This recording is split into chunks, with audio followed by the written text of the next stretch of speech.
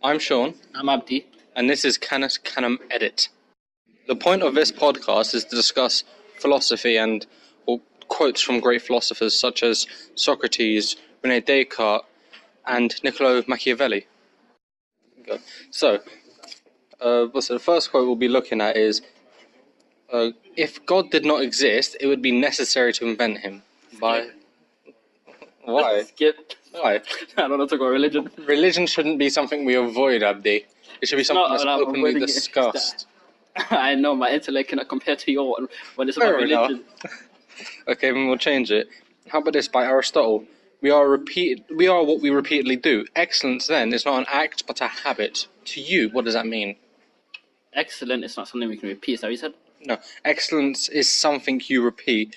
Like, here's the best way to describe it. Oh, it's not a habit.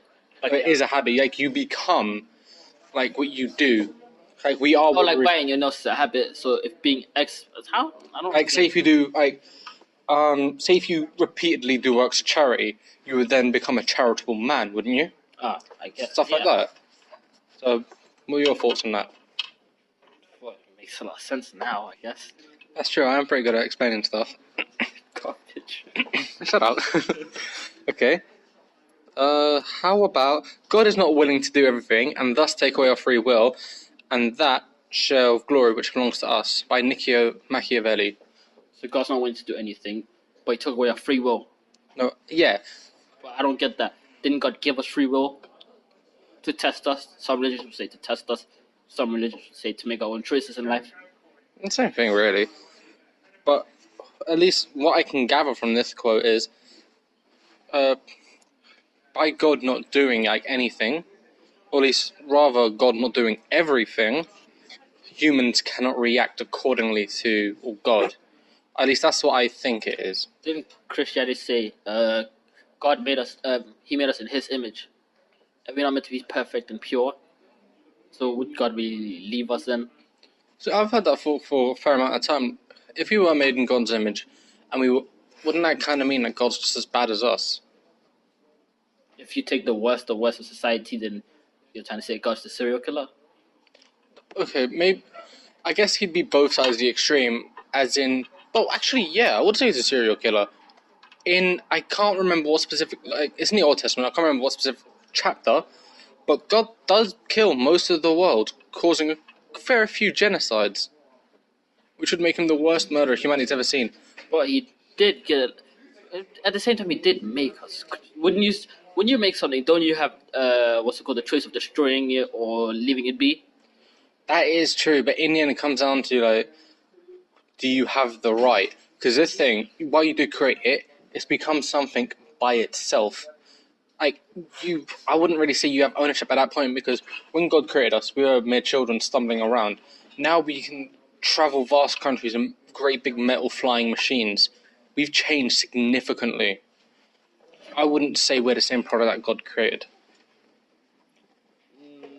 But change happens naturally, right?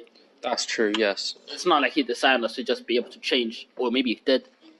Most likely he did, because if God is omniscient, he knows that we're going to change. Then we're still his design.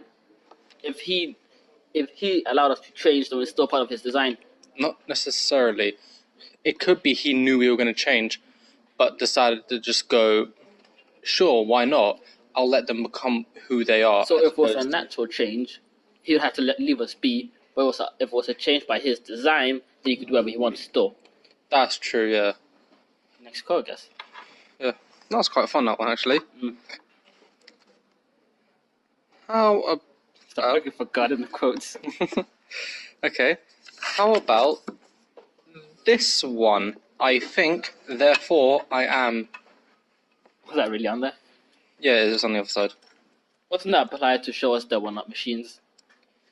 You say that, but then computers think as well, don't they? They think so. They are computers. That's true, but okay, that quote is actually the best way to put it is like sort of brothered with another quote, which is what was it? It was if man is a reed, he is a thinking reed. This means, yeah, he's just whatever, but he thinks, or she thinks. It's 2019, I believe, fixed up. But this means that God pretty much. Oh, sorry, not God. I just really enjoyed that last discussion. Stop bringing God to every quote, sure. But the last quote. Okay, yeah, the last quote, which was. What was it again? I think so. Therefore, I am. No, that's the current one. Oh, the last one. The one about God. Yes. I don't know. Okay, fair enough. We'll just go on the premise what you do remember, which is. Okay, so no, continue. Okay. I want to get mine done over as soon as possible. You already reached 5 minutes. Okay, so That's a really big cut. do 2 more quotes, yeah? No, one more. Wait.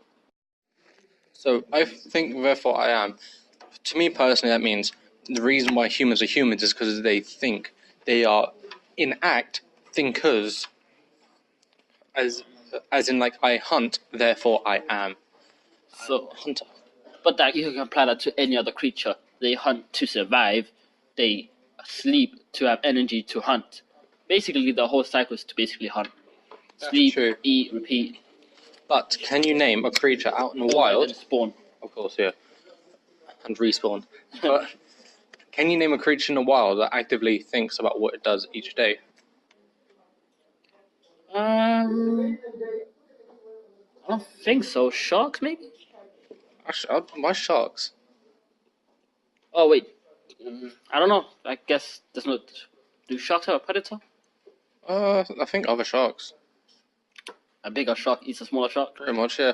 And like tiger sharks, they'll eat anything. Do you know they even eat each other inside the womb? Damn, that's ruthless. Wait, dogs? No, would you say dogs think repeatedly? No, not at all. They're pack animals. Ah, They follow the alpha, and even then, the alpha just does what's best for the pack. It doesn't actually think necessarily.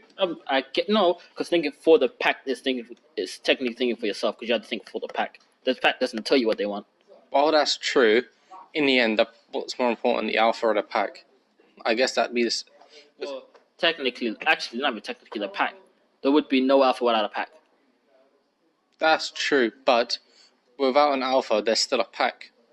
And even if, let's say the pack did leave or whatever, and the alpha's left, the alpha's got to make a new pack. You can't be an alpha without having die. Guess. Going back to tiger sharks. Yeah. Did you also know that they one time there was a tiger shark found with a horse inside its stomach? I'm not joking. An entire horse. No one knows how it got there. Those snakes can also, they can what's it called, That's do the thing to true, the jaw, yeah. extended. No, Unhinged. yeah, unhinge the jaw and then eat other, like, slightly larger animals. I think it was baby deer it ate. There's a video, like, online, it's like, That's ate a baby mental. deer. But a horse in the middle of the ocean, what? It's actually a couple answers I got in my head already. A horse got killed, they put it in a boat, fed it to sharks. Why not? If that were the case, it wouldn't make sense for it to be a great white. No, sorry, not a great white, a tiger. You're telling me a shark came on land, got a horse and went back into the water? We don't know. No one knows how it got it. Like, there's another time where it was found with like a hubcap and a license plate in its stomach. The car. You see a hubcap? Yeah, a hubcap and a license plate from a car inside a tiger shark's stomach. Oh, that's you could call that pollution. Like literally, people just throwing scrap into the ocean. That's true. They all have really easy answers if you think about them. Yeah, but Wasn't it Sherlock that said, "Oh, even though it's fictional, after you eliminate all possible, all possible answers, solutions? once you eliminate all other answers, the remaining one, no matter how improbable, yeah. must be the answer. Well, that's true. Like, his way of thinking is actually quite interesting in itself because his way of thinking is considered abductive as opposed to deductive, which here's a quick explanation. Abductive would be, okay, it's easy to explain deductive and abductive. Pretty sure I know, but for the listeners, Yeah, go of on. course. That's obviously who I was talking to, Abdi. Yes. Stop under me. Wait, I forgot the words. You know what? My bad. Deductive reasoning is Undermining me. There we go. deductive reasoning is this man likes Chelsea and Chelsea lost. Therefore, he must be crying. Yes. And abductive reasoning is this man is crying, this man likes Chelsea. Therefore, Chelsea must have lost. As in, you take two bits of information and create a possible answer. So if you use this, once you've learned this, you realize that all Sherlock is the world's greatest guesser. But if you use the book or the TV shows or the movies, whichever one you want, he always puts out clues, and even after the clues, he uses what's it called, his knowledge. That's true. Do you know he's also a heroin addict? Yeah, I think one time he did it just to see the effects, and then it helped him, and then another time because it helps him think. Just really weird. I think he also was a cocaine addict. Yeah, that's true. And in the books, he was an opium addict. God damn, oh, and his brother also. If there was one time in the book where he became obese. Oh wait, I think that was a TV show. He became obese just to challenge his friend. I mean, just to challenge Sherlock to see if he'd die at a certain age. I remember seeing that. Yeah. Anyway, that was all from Canis Canem Edit. Thanks for listening. To be continued in the Abdi and Sean show. Bye.